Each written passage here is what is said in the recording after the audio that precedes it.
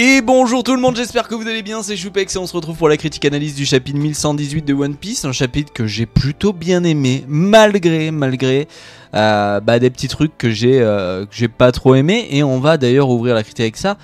Est-ce qu'on peut parler, 2 secondes les amis, de ce putain de robot antique de merde qui ne sert à rien? Non mais il faut le dire. À quoi servit ce robot? Alors certains vont me dire, oui mais Choupex, regarde, la diffusion elle a duré un certain moment, plusieurs minutes, c'est parce que l'escargophone était planqué dans le robot et que du coup ils y ont pas pensé, blablabli, blablabla. Ouais mais on souffle quoi. Moi c'est un robot antique, on m'a vendu qu'il a attaqué Marie-Joie solo, que Vegapunk il a récup, il a à moitié réparé, comme Zunesha il s'est réveillé par rapport à Joy Boy et Nika. Moi je voulais le voir le robot. Et finalement, ce robot, il finit au fond de l'eau. Et c'est vrai que c'est un peu... C'est un peu décevant. Alors d'ailleurs, ce qui est cool, c'est qu'on voit du coup l'escargophone en question, qui donc a bien un problème de diffusion parce qu'il a été renversé. Est-ce que, par une quelconque manière, il peut de nouveau se mettre en situation d'avoir une bonne communication avec les ondes, même en étant au fond de la mer? Va savoir, parce que du coup, oui, le robot tombe au fond de l'océan avec pas mal de morts, hein, parce qu'il faut penser quand même, petit message hein, pour tous ceux qui disent oui mais dans One Piece il n'y a jamais de mort. Là avec le robot il y a 4 navires de la marine qui se sont fait 4-5 navires ou 3-4 navires là, de la marine qui se sont fait couler. Bon, autant vous dire qu'il y a des dizaines, peut-être des centaines de marines là qui sont morts, noyés. Voilà. Si vous voulez du Glock, si vous voulez des morts, voilà. Lisez le chapitre comme ça.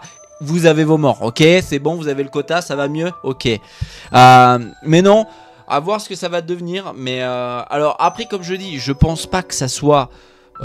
si surprenant que le robot antique ne tienne pas le coup face à la charge de ce monstre de doyen, parce que finalement plus ça va, plus franchement je réalise de la grandeur et de l'immensité de ces atrocités. C'est à dire que plus les chapitres passent, plus je me rends compte que c'est des monstres immenses. Et je pense que, et j'espère que l'animé va permettre de beaucoup plus le réaliser, parce que finalement moi j'ai mis du temps à vraiment avoir cet impact et de me dire ah ouais ils sont vraiment immenses. C'est que vraiment là quand tu le vois, même après une fois que le robot est coulé, quand tu le vois sur la côte, par rapport au point de vue, à l'échelle des arbres, des palmiers, des bateaux, c'est une dinguerie. Bon du coup la communication de Vegapunk est terminée, en tout cas pour le moment. Moi je vous en avais parlé, elle ne pouvait pas aller à son terme, c'était impossible pour plein de raisons. Personnellement, moi, je suis pas déçu, je suis pas surpris, je suis plutôt content.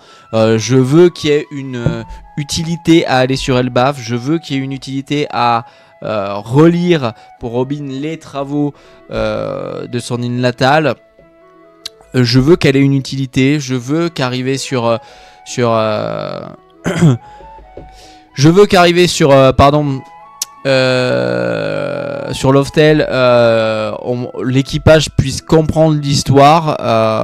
Je veux pas que ça ne soit raconté comme ça. Donc moi je suis plutôt content. Voilà, je sais qu'il y a des gens, ça les emmerde. Ils auraient aimé peut-être avoir plus de choses. Surtout que là, Oda n'est pas bête. Hein, très clairement, il nous termine la communication sur un moment où Vegapunk très clairement s'engage sur le fait de parler d'Eddie.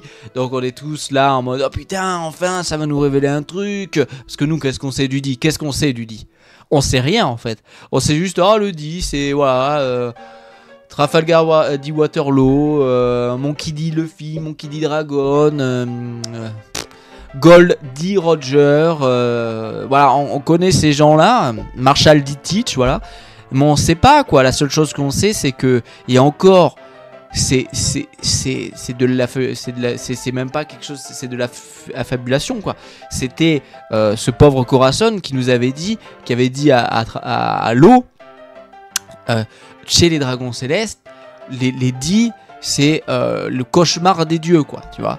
Mais qu'est-ce qu'ils sont vraiment? On n'en sait rien. Et du coup, je peux comprendre votre frustration parce que on se dit est-ce qu'il aurait pas pu le raconter, couper plus tôt? Est-ce qu'au lieu de nous dire que la mer monte, machin, la guerre des armes antiques, il aurait pas pu nous parler d'Eddie? bon, on a eu ce qu'on a eu.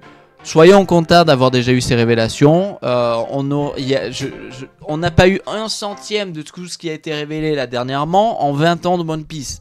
Donc ne commençons pas à faire les fines bouches, à faire les orgueilleux, les pourris gâtés et à râler. Voilà, on a eu des révélations. Moi je vous dis, j'ai très bien mangé, je suis là, j'ai très bien mangé pendant quelques chapitres parce que je m'y attendais à ce qu'on n'ait pas toutes les révélations. Donc voilà, après c'est comme tout dépend de vos attentes. Mais moi j'ai un peu l'impression que ceux qui râlent du manque d'informations de cette communication de Vegapunk, c'est qu'on vous a donné à manger ça et vous avez voulu ça quoi. Et vous vous êtes imaginé que vous alliez avoir ça alors que c'était impossible, de mon point de vue. Hein. Même si je comprends qu'il y a des choses qui peuvent vous frustrer, comme moi par exemple, le robot antique m'a frustré. C'est cool, on revoit un peu à la Basta, on revoit ce couillon de Léo toujours aussi naïf, on revoit toujours Rebecca qui s'entraîne toujours comme d'hab, hein, ça bouge pas. On avance, on a du coup les doyens qui cherchent à savoir combien il reste encore de satellites à Vegapunk. York leur permet d'avoir l'information via le lien du Punk Record. On sait donc qu'il y a York et Atlas qui sont les seuls à être en vie. On a donc confirmation. Oh putain, encore d'autres morts. Waouh. Eh, dans One Piece, il y a 0 mort. Waouh. Waouh, putain, si on lisait le manga avec nos yeux et pas avec notre cul, quoi. Waouh. Ouais, désolé, j'ai la haine contre ceux qui utilisent cet argument pour chier sur One Piece. Et vous fait enculer. Mais donc voilà, donc il n'y a plus que Atlas et York de vivantes. Ça serait bien, je pense, pour l'humanité de les sauver. Pourquoi? Parce que j'estime que possiblement, après la future grande guerre qui adviendra, il sera important pour l'humanité qu'il y ait des scientifiques comme Atlas et York pour permettre à la civilisation de se développer ou de se redévelopper, parce qu'on ne sait pas quel cataclysme, qu'est-ce que va provoquer cette future grande guerre avec Luffy, avec Im, etc. Hein, on ne sait pas. Mais eux, eh ben non, forcément, ils ont York à leur botte, ils lui ont vendu le fait de devenir une dragon céleste et tout si quanti quoi. Donc ils veulent attraper les derniers satellites et en même temps éliminer la menace et les fourmis que sont les Mugiwara et les géants, les petits nuisibles. Donc ils y vont, on a du coup tout cet aspect où enfin que ce soit Dory, Brogy et Luffy arrivent sur le Drakkar des géants. Et putain, encore une fois, je le dis, la taille du Drakkar, regardez les cases, les échelles de taille entre Dory et Brogy et le Drakkar, c'est trop drôle. Alors j'ai eu un peu de mal moi à la lecture avec la case avec Luffy, vous savez, qui est super content d'être sur le bateau des géants, avec la perspective, mais en fait après plusieurs relectures j'ai fini par comprendre que ok, il est en premier plan, tout ça. Mais j'avais du mal au début, je croyais qu'il était monté sur le bateau en se mettant en forme géant, en mode ouais, tu vois, pour le délire quoi, histoire de se faire un délire. Mais finalement on verra un autre géant plus tard avec Bonnie. D'ailleurs Bonnie, on va en parler tout de suite. Est-ce qu'on peut parler du fait, moi je fais partie des gens qui pensent que dans hors Luffy, hors Zoro, dans la nouvelle génération, très clairement pour moi l'eau était le plus dangereux. Est-ce qu'on peut parler de Bonnie? Elle va faire une dinguerie à la fin du chapitre. Elle a Nodif de vice-amiral. Elle s'en bat les couilles. No joke, elle s'en bat les couilles. Elle a 12 ans. Non mais il faut remettre en perspective les trucs. Après vous allez me dire ouais mais regarde, à 8 ans Robin elle avait déjà une prime de 80 millions, elle fuyait et tout. Ouais mais c'est autre chose quoi. Mais ouais, du coup on se retrouve avec Doll et Bluegrass et aussi sa petite girafe mécanique qui sont redevenus des tout petits enfants. Elles sont trop choupinettes d'ailleurs, même la girafe est trop choupinette, j'adore ce pouvoir. Ah, il y a mon chat qui arrive. J'adore ce pouvoir, je trouve ça trop choupi. Trop choupi. Voilà. En fait ça me fait un peu penser à des chibis, je sais pas comment expliquer, hein. Le fait que ces personnes adultes redeviennent des enfants, leur visage en fait garde les traits adultes, je sais pas comment expliquer. En fait du coup on dirait un peu comme sur Twitch, je sais pas pour ceux qui me suivent sur Twitch, beaucoup de streamers on a des émotes un peu chibi avec des têtes un peu chibi et je trouve que ça fait carrément ce style. Donc elles sont trop choupinettes mais elles se sont fait voilà arrêter par Bonnie qui les a tout simplement transformées en enfants. Donc Bonnie qui fait du boulot, hein, Bonnie qui lâche pas, hein. Bonnie, on se rappelle, moi je fais partie des gens qui comprennent pas comment elle a pas un traumatisme psychologique et comment elle est pas dans un coin en train de pleurer avec le flashback de Kuma qu'on reverra un peu à la fin du chapitre et toute la symbolique.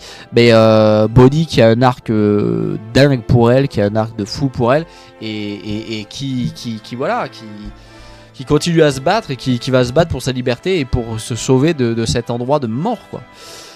Bonnie du coup qu'on verra ensuite. Et c'est là que je vous dis, je croyais que Luffy était devenu un géant, mais en fait c'est Bonnie qui a pris une forme de géant.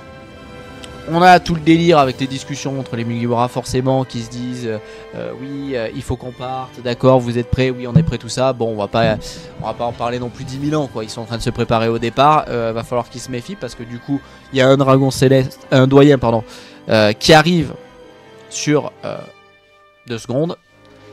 Simba, oh, je tourne la critique en direct, ça sera pas coupé, c'est gardé au montage. Non mais il y a du coup Mars, si je dis pas de la merde, qui arrive sur le Drakkar. On peut être persuadé que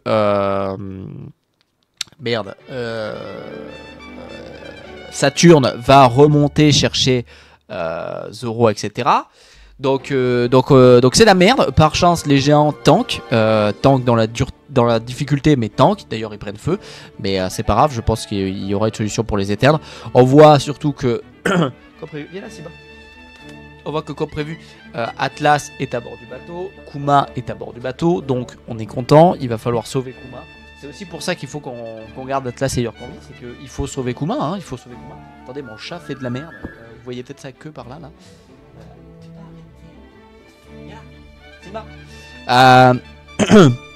Mais c'est vrai, en fait, finalement, j'avais pas calculé. C'est vrai que oui, en fait, Mars peut voler, donc à tout moment, Mars les suit juste autant qu'il veut. Prenez la mer, je vous suis et je vous crache du feu dessus, quoi. D'ailleurs, on savait pas que Mars pouvait cracher du feu, il me semble. Donc, je suis plutôt content de voir ça. Ça suffit. Quoi, tu veux faire la critique? Tu veux faire la critique, toi aussi? Tu veux faire la critique? Espèce de salopard. Donc je suis plutôt content. Désolé, je lui laisse le siège pour qu'il se calme. Je suis plutôt content de voir un peu ses facultés à Mars encore plus. Mais bon, bref, de toute façon, ils sont terrifiants, hein, les doyens. Il n'y a pas grand chose de plus à dire. On avance encore, donc forcément, la surprise. Un autre tremblement de terre encore. Donc, ce qui signifie que. Oui, ça, mon cher. Ça, que l'eau. Le niveau de la mer va encore monter. Donc de quoi ça vient, aucune idée. Moi je comprends plus. En fait je comprends plus trop comment fonctionne l'écologie dans One Piece. Je comprends plus trop comment il faut interpréter ces signes. Moi je pensais que ça venait de l'utilisation de Mother Flame. Apparemment non. Apparemment Mother Flame est même pas utilisé dans le chapitre, mais il y a quand même un tremblement de terre, encore l'eau qui monte, donc aucune idée.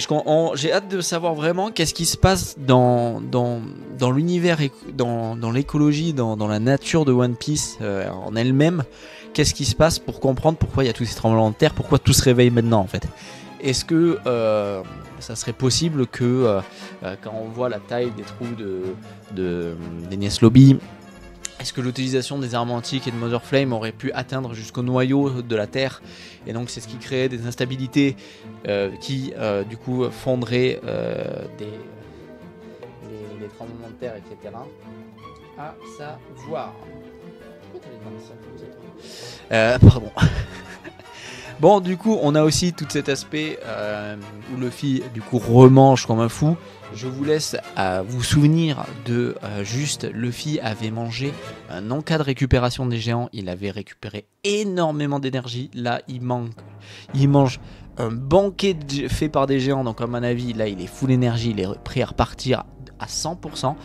Et finalement, c'est plutôt cool. Plutôt cool parce que on le voit se retransformer en Nika.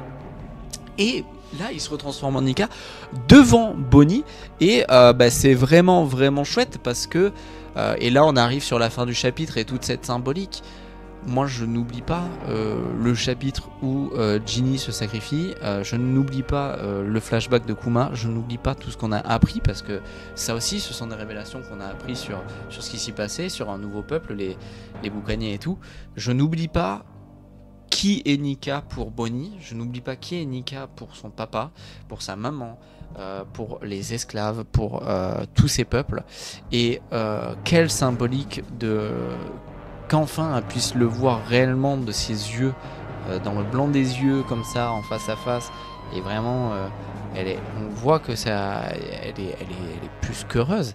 Et c'est trop drôle parce qu'elle comprend même ses mots. On voit qu'elle se rappelle. Et alors là, ça nous ramène au tout début d'Egged, quand il se séchait après avoir failli se noyer, où elle dit ouais, mais quand j'ai cette apparence, c'est que je suis l'homme le plus libre du monde, tout ça.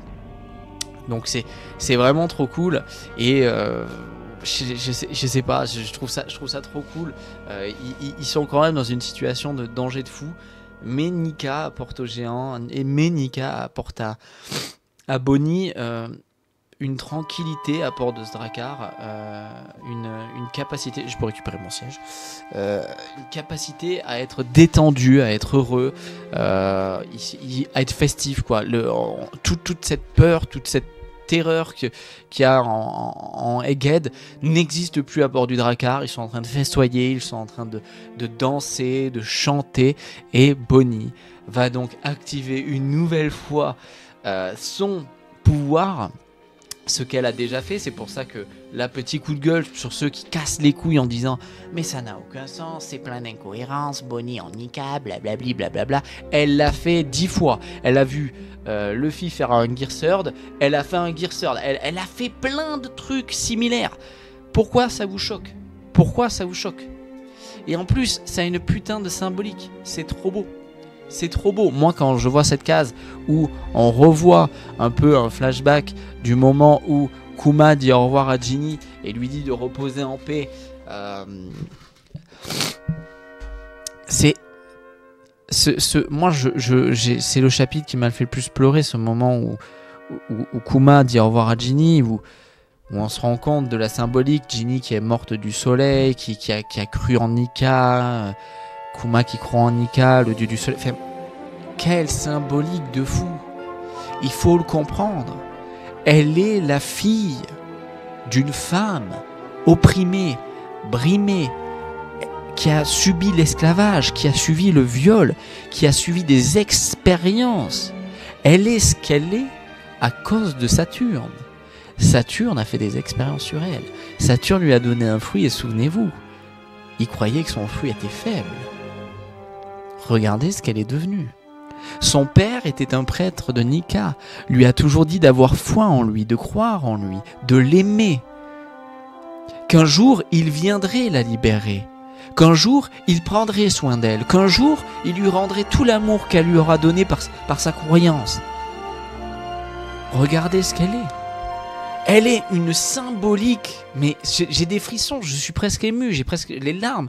Je n'ai pas pleuré lors de la réaction live, mais ça m'émeut là d'en parler en critique, parce qu'elle est une immense symbolique. Elle est un symbole immense. Et puis en plus, il y a un petit côté comique, parce que du coup, Joy Boy, Joy Girl, c'est rigolo. Moi, ça me fait rire, personnellement. Moi, ça me fait rire. Après, les formes d'humour, tout le monde n'est pas d'accord. Moi, je trouve ça très drôle de la voir avec des cheveux. Bon, d'ailleurs, bravo Oda. Encore une fois, cette Bonnie en Gear 5 va faire une figurine. D'ailleurs, moi, ça fait un bon moment que j'ai plus trop acheté de figurines. Je dis ça, non, la dernière convention que j'ai faite, j'en ai acheté. Mais il me faut une figurine de Luffy en Gear 5 et une figurine de Bonnie en Gear 5 à côté. Mais c'est trop drôle, la symbolique, le fait qu'elle soit heureuse. Elle a réussi à changer son futur pour devenir comme Luffy. C'est-à-dire que faut bien comprendre que quand elle fait ça, elle change son futur à elle pour obtenir dans un laps de temps ce qui lui permettrait de devenir ce qu'est Luffy. En gros, moi, comment je l'analyse, c'est qu'il faut s'imaginer que pendant un petit laps de temps, elle va vivre dans le futur comme si elle avait eu le fruit de Nika. C'est comme ça, et qu'elle l'avait éveillé. C'est comme ça que je le comprends. C'est comme ça que j'interprète son pouvoir. Tu vois, quand elle fait des Gear Third, quand elle fait des trucs comme ça, pardon, faut que je me mouche.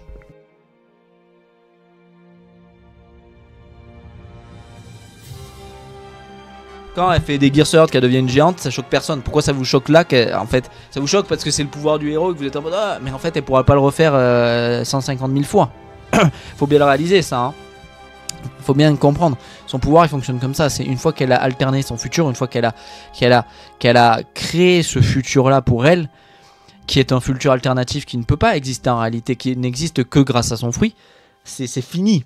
Il ne peut plus y revenir. Donc c'est génial. Et c'est génial qu'elle prenne ce futur, qu'elle devienne ce futur, qu'elle devienne cette Joy Girl, ou cette Nika, parce que Joy Boy et enfin bref, mais qu'elle devienne cette Nika elle aussi. Et puis putain, ça crée un danger parce que qu'est-ce qu'elle peut faire? Qu'est-ce que les deux peuvent faire? Et d'ailleurs, les doyens le savent. Quelque chose ne va pas. Quelque chose cloche. Et on doit faire vite pour terminer le bordel qu'on a sur Egghead. Parce que là, c'est la merde. Et là, Mars, il sait très bien qu'il y a un Joy Boy qui vient de bouffer 14 000 banquets de géants, ce qui vaut 150 000 rations. Donc il a énergie à bloc over 9000. Pour ceux qui ont la ref, mais en plus il y a une nouvelle Nika. Enfin, je sais pas si on réalise de la dangerosité. Et d'ailleurs c'est très drôle parce que du coup le robot antique qui a coulé, dont je parlais, j'ai ouvert la critique en parlant de lui et de la déception qu'il était pour moi, réalise que Nika est là. Il réalise que Nika est là. C'est trop drôle. C'est trop drôle. Et puis non, puis bon, pour finir, comment vous pouvez ne pas aimer le fait que Luffy, guerrier libérateur, ayant éveillé le fruit de Nika, Luffy, pas Joy Boy, Luffy, parce que moi je fais une différence entre Joy Boy et Nika, que Bonnie avec son histoire, son passif, l'histoire de ses parents, soit devenue une guerrière libératrice, même pour un court laps de temps. Ben c'est génial. Et c'est génial de voir les marines être là en mode mais c'est trop bizarre, vous avez vu les deux, ils sont devenus des géants albinos. Wait sir. Wait a minute dude. Et ouais, parce qu'ils sont pas au courant, alors que les géants, eux, ils sont trop contents. Et on devrait être comme les géants, on devrait être en mode oh putain, il y a de Nika, la dinguerie, c'est trop cool. Wow. Les géants, mais vous imaginez, eux ils prient, ils sont comme Bonnie. Il prie Nika. Il prie Nika. Qu'est-ce que tu fais, toi? J'ai vu la petite tête de mon petit monstre, là. Il fasse pas de bêtises, quand même. Il prie Nika.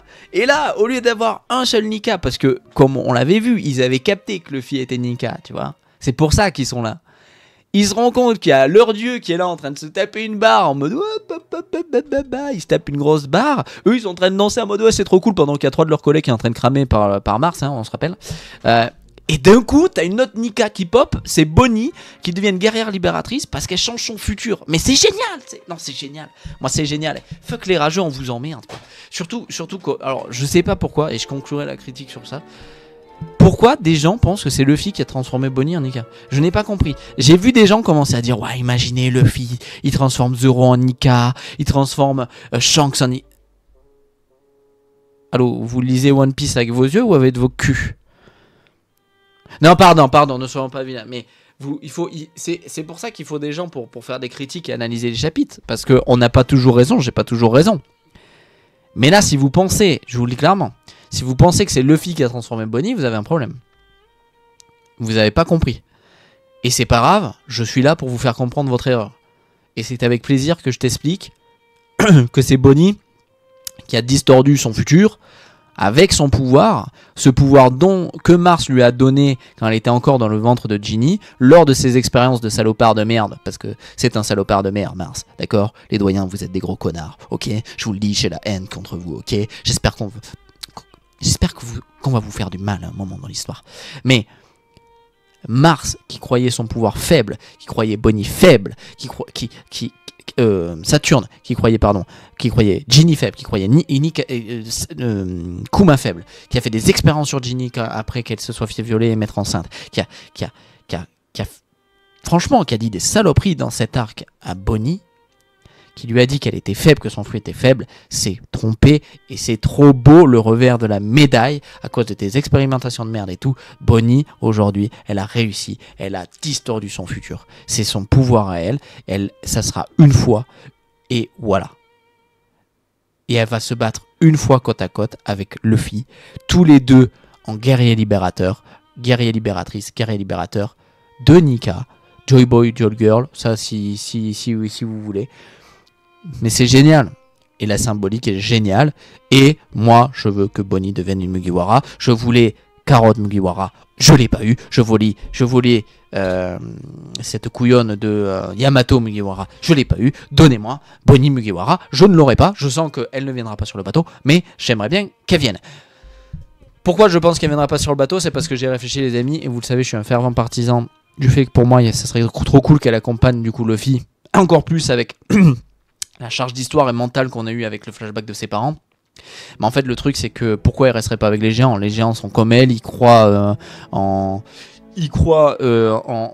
Luffy, ils croient en Nika, ils croient en lui en tant qu'homme, en tant que divinité, dans l'éveil de son fruit, mais en tant qu'homme aussi, parce que c'est Luffy, juste l'homme, était déjà leur ami, était quelqu'un qu'ils aimaient beaucoup, qu'ils appréciaient beaucoup, qu'ils respectaient beaucoup, que ce soit Kashi, Oimo, etc., ou les capitaines Dori et Brogy. Donc je pense qu'elle a beaucoup de choses à apprendre d'eux, qu'elle pourrait rester avec eux, s'entraîner avec eux, un peu finalement comme beaucoup de personnages qui n'apprennent pas la mer mais qui restent avec d'autres personnages pour évoluer. On avait un peu ça aussi, souvenez-vous, parce qu'il n'y a pas qu'une personne qui à Wano voulait partir avec Luffy, il y avait aussi la petite Otama, mais qui est restée avec les ninjas pour s'entraîner et devenir une grande kunoichi. Mais non. C'était un super chapitre, moi j'ai adoré la symbolique, je suis trop content, je suis trop heureux pour Kuma et Ginny. Vous seriez fiers de voir votre fille et tellement heureux de voir votre fille ce qu'elle est devenue. Elle a réussi une fois à distordre son futur et à devenir une guerrière libératrice, à devenir elle aussi Nika, cette personne voilà, je trouve ça trop beau. Donc n'hésitez pas, comme d'habitude, dans les commentaires à me donner votre avis sur ce chapitre, sur ce que j'ai pu vous dire, ou même sur vous, ce que vous avez pensé. N'hésitez pas à vous abonner en cliquant ici, je vous mets une vidéo juste là, et on se retrouve très vite pour le prochain chapitre, le 1119. J'ai trop hâte de voir la suite et de voir le bordel que vont mettre Luffy et Bonnie, parce que très clairement, eh ben, comme dit Luffy, on y va. A très vite les amis, prenez soin de vous, des bisous, ciao ciao.